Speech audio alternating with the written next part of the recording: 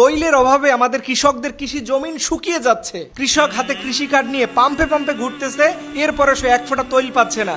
আমাদের সার কারখানাগুলো বন্ধ হয়ে গেছে, আমাদের অয়েল রিফাইনারি বন্ধ হয়ে গেছে, আমাদের 400 থেকে 500 গার্মেন্টস অলরেডি আগে থেকেই বন্ধ হয়ে আছে।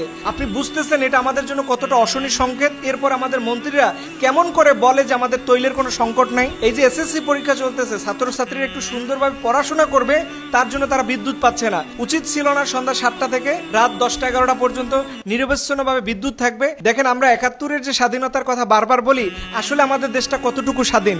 আজকে আমরা তৈল কিনবো রাশিয়া থেকে, অনুমতি নেওয়া লাগে আমাদের আমেরিকার কাছ থেকে, আর সেই তৈল এনে রিফাইনিং করতে, পরিশোধন করতে দেয়া লাগে ইন্ডিয়ার কাছে।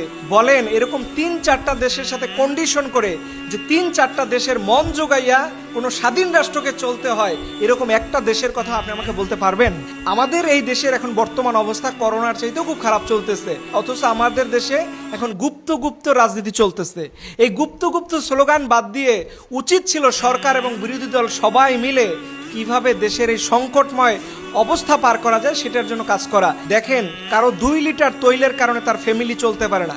একজন মোটরসাইকেল যিনি রাইড দেয়, তার 2 লিটার তৈল হলে সে 500 টাকা ইনকাম করতে পারবে। ধরেন সেই মানুষটা তৈলের কারণে তার ফ্যামিলির মানুষ না খেয়ে আছে। ইভেন আপনি এই যে কৃষকদের এখন দেখলাম তারা পাম্পার মেশিনগুলো কাঁধে করে নিয়ে আসতেছে প্রুভ করার জন্য সে যে আসলে কৃষক, তার যে একটা কৃষি পাম্প আছে। আপনি বুঝতেছেন এটা আমাদের কি সিগন্যাল দিচ্ছে? আমাদের এটা নিয়ে দেখবেন আমাদের মিডিয়াগুলো কথা বলতেছে না, শুধু দেখবেন তারা যেমনে যেমনে পারে তৈল আমাদের টাঙ্কিতে না থাকলেও তৈল আমাদের মুখে আছে। এবং আমি দেখলাম গতকালকে ছাত্রদল, ছাত্র শিবির এই কঠিন সময় সংঘাতে জড়াইছে। ভুল ত্রুটি জারি হোক, এই সময় কি আপনার ঝগড়া ফাসাদ করার কথা? আপনার ঘরে ঢুকছে ডাকাত, আপনি আছেন অন্য বাড়ির সালিশি নিয়ে ব্যস্ত।